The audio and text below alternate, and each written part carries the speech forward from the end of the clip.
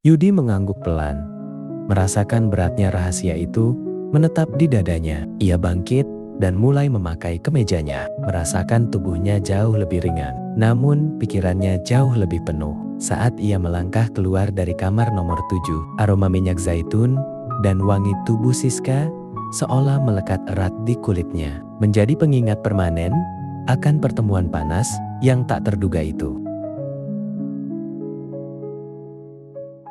Yudi menatap langit-langit plafon yang dicat krem pucat. Pikirannya melayang jauh, melintasi batas kota, membayangkan Dinda, wanita yang pernah menjadi pusat dunianya, kini sedang tertawa di pelukan laki-laki lain. 3 tahun berlalu sejak perceraiannya itu. Namun, rasa perih itu tetap awet, seperti luka yang sengaja tidak dibiarkan mengering. Kesepian telah menjadi teman tidur yang setia bagi Yudi, membuatnya merasa tua sebelum waktunya di usia yang hampir menginjak awal kepala 3. Sore itu, mendung di langit seolah mencerminkan suasana hatinya. Ia melipir ke sebuah tempat spa bernama Elysium, sebuah tempat yang cukup tertutup dengan reputasi layanan yang menenangkan. Silakan masuk ke kamar nomor 7, Mas Yudi. Terapis kami akan segera datang, ujar resepsionis. Dengan senyum yang dilatih sempurna, Yudi melepas kemejanya, menyisakan kain penutup seadanya, dan berbaring telungkup di atas massage table yang dilapisi sprei putih bersih. Aroma minyak zaitun dan esensial lavender memenuhi ruangan, perlahan mencoba meruntuhkan benteng pertahanan sarafnya yang tegang. Lalu pintu terbuka pelan. Yudi tidak menoleh. Ia hanya memejamkan mata, menunggu sesi dimulai. Namun, keheningan yang menyusul setelah pintu tertutup terasa tidak wajar. Tidak ada sapaan ramah selamat sore atau bunyi botol minyak yang dibuka. Hanya ada helaan napas yang tertahan. Yudi mengernyit.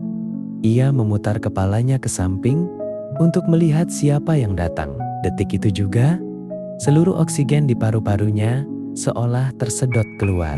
Berdiri di hadapannya adalah seorang wanita dengan seragam terapis berwarna coklat, muda yang pas di tubuh. Rambutnya disanggul rapi, menyisakan beberapa helai yang jatuh di lehernya yang masih jenjang dan putih. Meski riasannya tipis, garis wajahnya tidak bisa menipu ingatan Yudi. Tante Siska. Suara Yudi nyaris berupa bisikan, serak dan penuh ketidakpercayaan. Wanita itu, Tante Siska, mematung. Botol minyak di tangannya gemetar. Mata yang dulu selalu menatap Yudi dengan kasih sayang seorang ibu mertua, kini membelalak dengan campuran rasa malu, kaget, dan duka yang mendalam. Sebelum perceraian, Yudi memanggil mama ke mertuanya itu.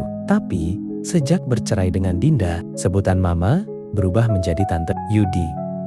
Ucapnya lirih. Nama itu keluar dari bibirnya setelah bertahun-tahun terkubur. Keadaan menjadi sangat canggung dan menyesakkan. Yudi merasa kaget bukan hanya karena ia sedang di atas meja pijat, tapi karena status mereka yang hancur berkeping-keping di masa lalu, kini bertemu di tempat yang sama sekali tidak terduga. Di tempat ini, Siska bukan lagi nyonya rumah yang menyuguhkan teh saat Yudi berkunjung, melainkan seorang wanita yang mencari nafkah dengan menyentuh tubuh orang asing. Siska menunduk, mencoba mengatur napasnya yang memburu. Tante tidak tahu kalau itu kamu, Yud, ucapnya pelan. Suaranya mengandung nada putus asa yang nyata. Ruangan yang tadinya tenang, kini berubah menjadi medan magnet yang penuh ketegangan.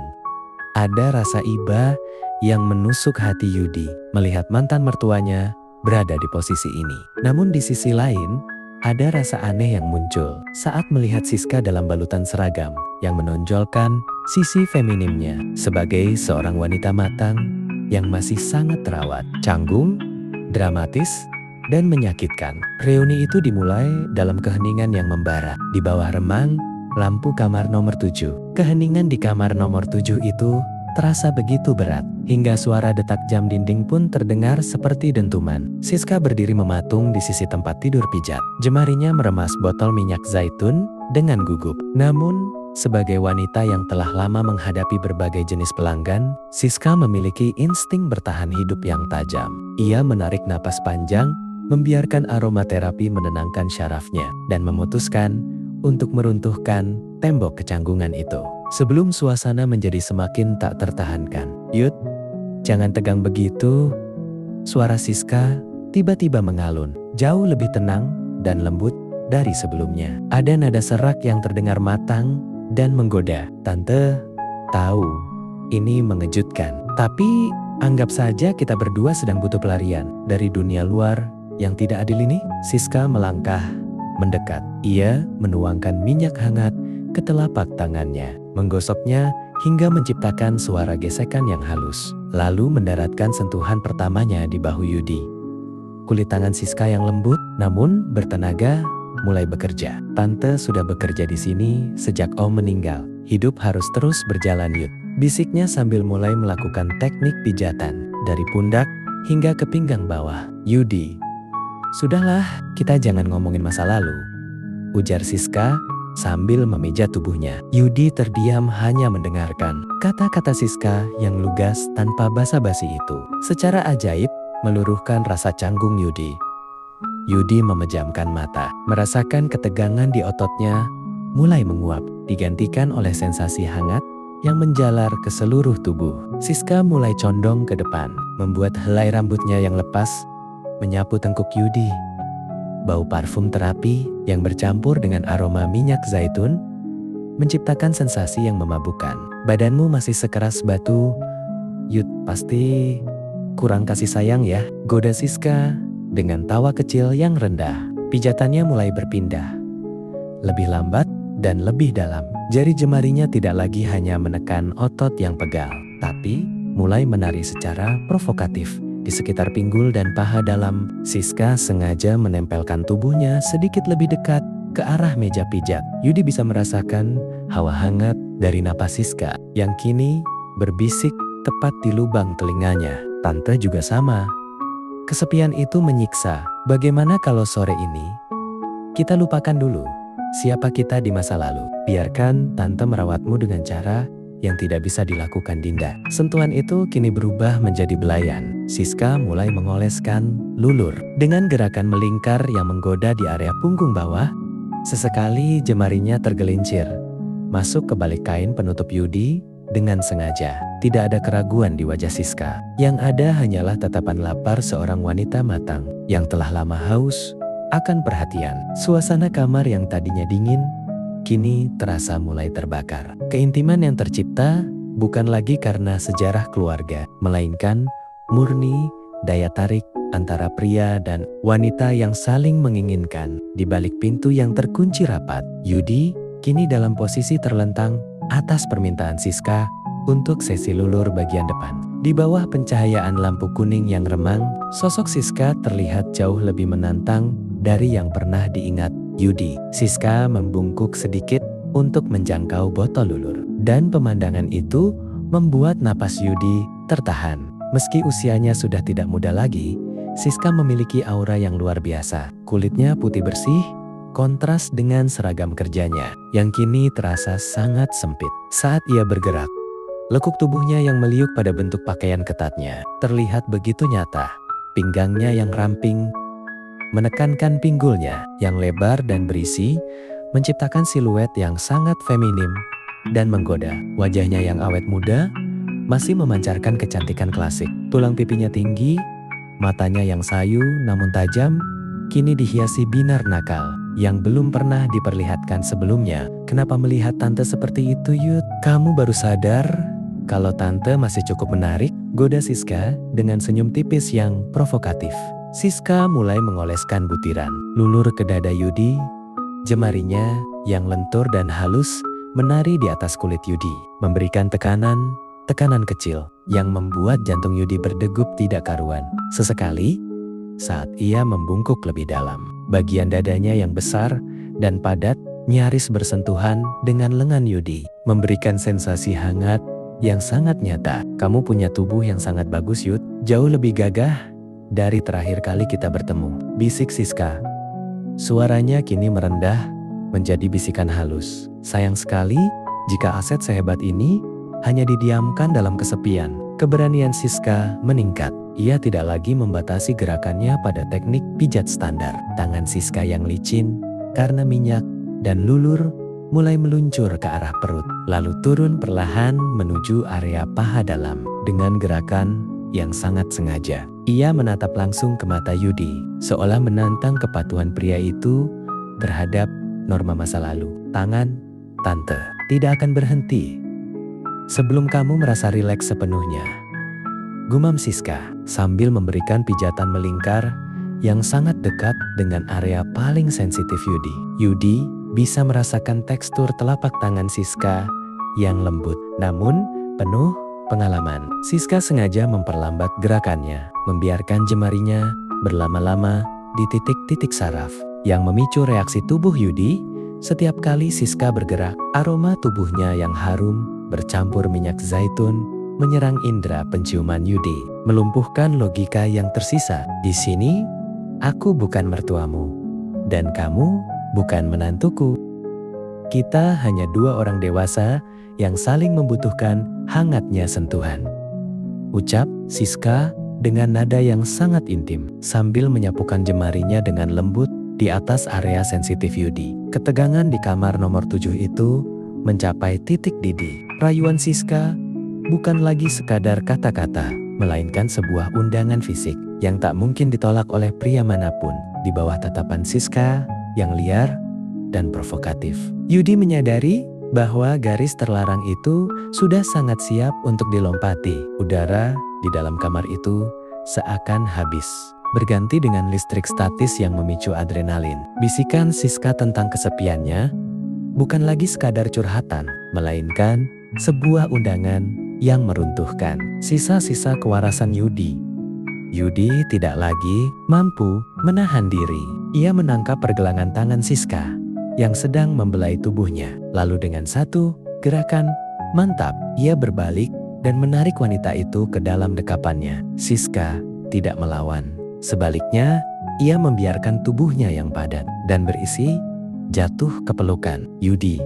Di bawah cahaya temaram, wajah cantik Siska tampak begitu memikat dengan napas yang memburu. Bibirnya yang merah basah sedikit terbuka, mengundang Yudi untuk menghapus jarak yang tersisa. Tak ada suara saat bibir Yudi membungkamnya dengan sentuhan yang penuh tuntutan dan rasa lapar yang telah terpendam bertahun-tahun. Sentuhan itu panas dan liar. Rasa canggung telah mati, digantikan oleh naluri. Tangan Yudi bergerak menjelajahi lekuk tubuh Siska yang luar biasa. Ia merasakan pinggang Siska yang ramping namun kuat, dan pinggulnya yang lebar serta berisi yang memberikan sensasi saat disentuh. Di balik seragam terapisnya yang kini terasa menghalangi, tubuh Siska terasa begitu halus dan putih, seolah memancarkan cahayanya sendiri dalam keremangan. Dengan gerakan yang cekatan, mereka saling melucuti hambatan terakhir. Yudi terpana melihat keindahan tubuh Siska yang sesungguhnya.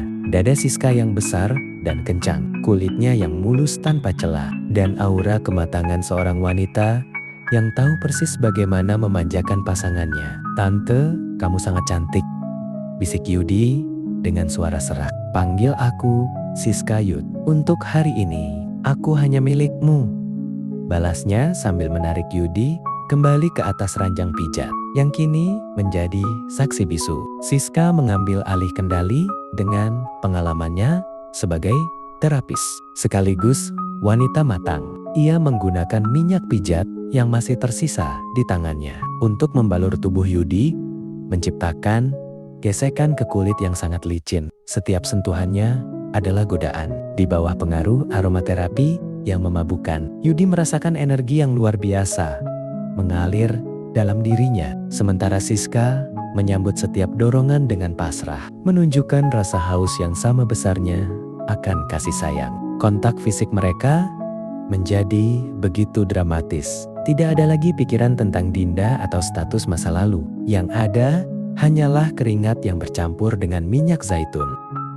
Kamar nomor 7 itu bukan lagi tempat pijat, melainkan sebuah ruang sakral di mana dua jiwa yang kesepian akhirnya menemukan pelarian paling panas yang pernah mereka bayangkan. Suasana di dalam kamar nomor 7 kini berubah drastis. Deru napas yang tadinya memburu perlahan mulai teratur. Yudi berbaring terlentang dengan lengan menutupi matanya. Sementara Siska bersandar di dadanya, membiarkan kulit mereka yang masih licin oleh residu minyak dan keringat saling menempel. Keheningan yang tercipta bukan lagi canggung, melainkan sebuah hubungan berat dan syarat akan rahasia. Cahaya lampu kuning yang remang memantul di atas kulit Siska yang putih mulus, memperlihatkan rona merah yang masih tersisa di pipi dan dadanya. Wajahnya yang cantik dan awet muda tampak sangat tenang, seolah badai emosional yang baru saja mereka lalui telah mencuci bersih beban kesepian yang selama ini ia pikul sendirian. Yudi, suara Siska memecah kesunyian. Begitu rendah dan serak. Tante tidak pernah mengira sore ini akan berakhir seperti ini. Yudi menurunkan lengannya, menatap langit-langit dengan tatapan kosong namun penuh arti. Aku juga, tapi aku tidak menyesal. Siska bangkit perlahan, memperlihatkan lekuk pinggangnya yang besar dan sensual saat ia duduk di tepi ranjang pijat. Dengan gerakan yang sangat realistis dan sedikit dramatis, ia merapikan rambutnya yang berantakan, mencoba mengembalikan citra profesional sebagai terapis. Meski binar matanya tidak bisa berbohong, ia menoleh ke arah Yudi, menatap pria itu dengan pandangan yang dalam, campuran antara kasih sayang yang lama terpendam dan sesuatu yang baru saja terpuaskan. Ini adalah penyembuhan yang paling nyata yang pernah aku rasakan, bisik Siska sambil merapikan kembali seragamnya yang sempit. Ia membungkuk, memberikan satu kecupan panas yang lama di kening Yudi, meninggalkan aroma parfum floral dan kehangatan yang membekas. Tapi ingat Yud, suaranya mendadak serius, namun tetap lembut. Dunia di luar pintu ini tidak boleh tahu. Jangan pernah katakan ini pada siapapun. Biarlah ini menjadi rahasia kecil kita. Rahasia yang hanya ada di antara dinding kamar ini. Yudi mengangguk pelan, merasakan beratnya rahasia itu menetap di dadanya. Ia bangkit dan mulai memakai kemejanya, merasakan tubuhnya jauh lebih ringan, namun pikirannya jauh lebih penuh. Saat ia melangkah keluar dari kamar nomor 7, aroma minyak zaitun dan wangi tubuh Siska seolah melekat erat di kulitnya, menjadi pengingat permanen akan pertemuan panas yang tak terduga itu. Ia berjalan menuju meja kasir, membayar dengan tangan yang sedikit bergetar, dan melangkah keluar menuju udara sore yang dingin.